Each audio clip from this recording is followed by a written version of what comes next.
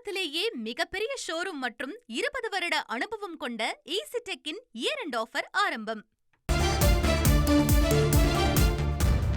தமிழ்நாட்டில் மணல் கொள்ளையை தடுக்க எடுக்கப்பட்ட நடவடிக்கைகள் குறித்து அறிக்கை தாக்கல் செய்ய வேண்டும் என்று கனிமவள ஆணையருக்கு சென்னை உயர்நீதிமன்றம் உத்தரவு பிறப்பித்திருக்கிறது.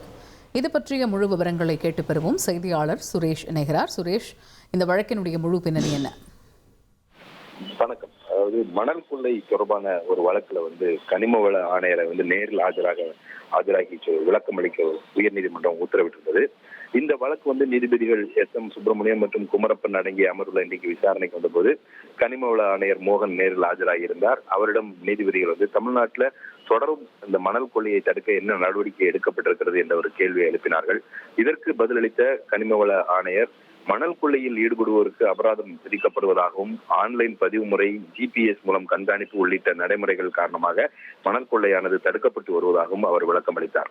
அபராதம் விதிக்கிறது மட்டும் போதாது என தெரிவித்த நீதிபதிகள், மணல் கொள்ளையில் ஈடுபட்டவர்கள் மீது குற்றவியல் நடவடிக்கை எடுக்க வேண்டும் என்றும், கனிம வளங்கள் நாட்டினுடைய சொத்து, அவற்றை கொள்ளையடிக்க அனுமதிக்க முடியாது என்றும் தெரிவித்தார்கள்.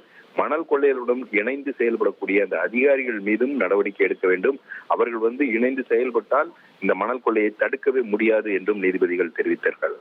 இந்த விவகாரத்துல ஒரு தீவிரமான ஒரு நடவடிக்கை எடுக்க வேண்டிய ஒரு நிலை இருக்கிறது என்று சுட்டிக்காட்டிய நீதிபதிகள், மணல் கொள்ளையை இப்படியே அனுமதித்தால் அது ஒரு பெரிய ஆபத்துக்கு வழிவகுக்கும் என்றும், மணல் கொள்ளையை தடுப்பதற்கு குறிப்பிட்ட நடவடிக்கைகள் எடுத்திருந்தாலும் கூட அது போதுமானதாக இல்லை என்றும் ஒரு அதிருப்தியை நீதிபதிகள் பதிவு செய்தார்கள்.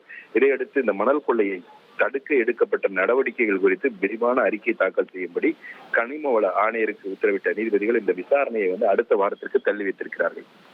தகவல்களுக்கு நன்றி சுரேஷ். தமிழகத்திலேயே மிகப்பெரிய ஷோரூம் மற்றும் 20 வருட அனுபவம் கொண்ட ஈசிடெக்கின் இயர் எண்ட் ஆஃபர் ஆரம்பம்.